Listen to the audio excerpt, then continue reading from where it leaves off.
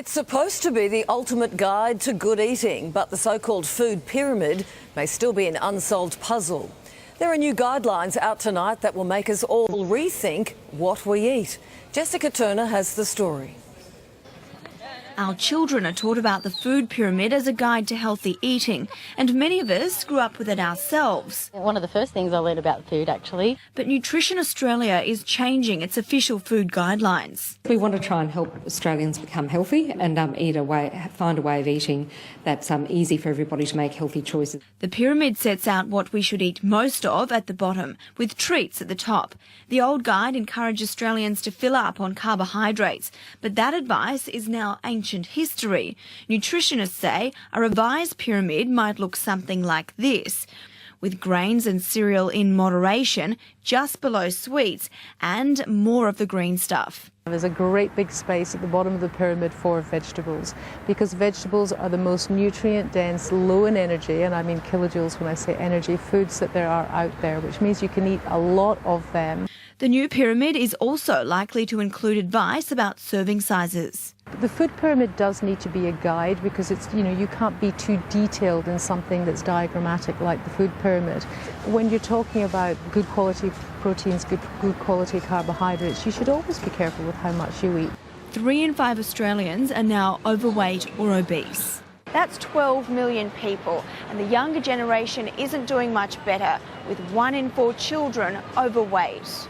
Construction of a new pyramid could just save our next generation.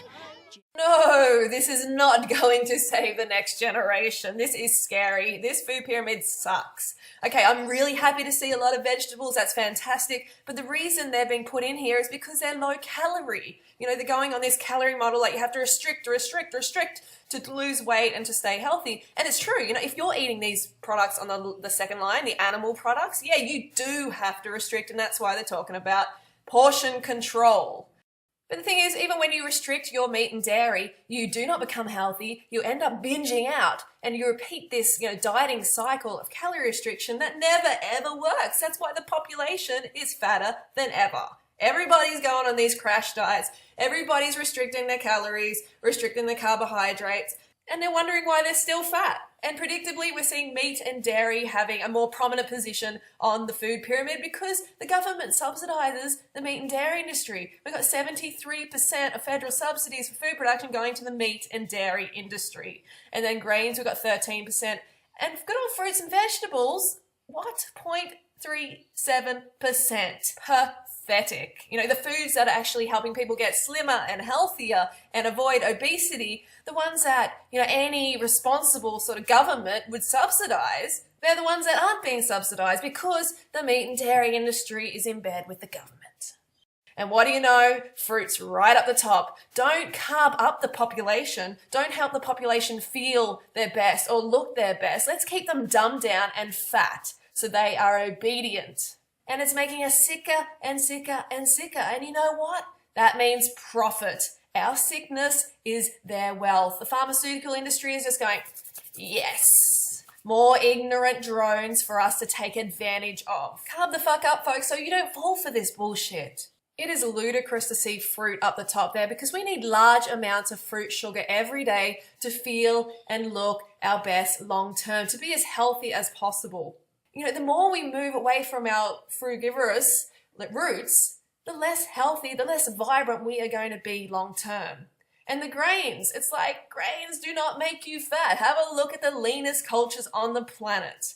Look at the Asians who eat the most grains. They are the leanest and fittest and healthiest. So I decided to design my own food pyramid, the Raw Till 4 food pyramid. This is a pyramid that's actually going to make you healthier. It's actually going to make you slimmer. You're not going to get obese. You're not going to get unhealthy. You're only going to become the best version of yourself. So what we have here, we've got the rice and the pasta. We've got the root vegetables.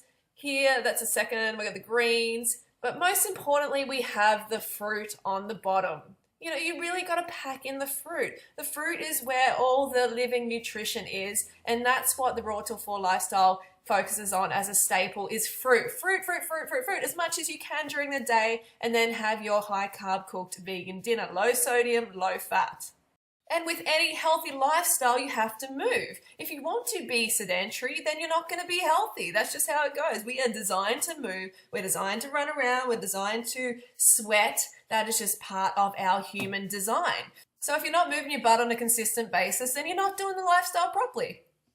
And lastly, we have to remember water. Water is so important, and particularly like we're living in this concrete jungle, so we need to be aware of that. And if we're having cooked food, it is dehydrating to some point, so we've got to remember to drink water, purified water. And I recommend a minimum of 2.5 litres of filtered water a day.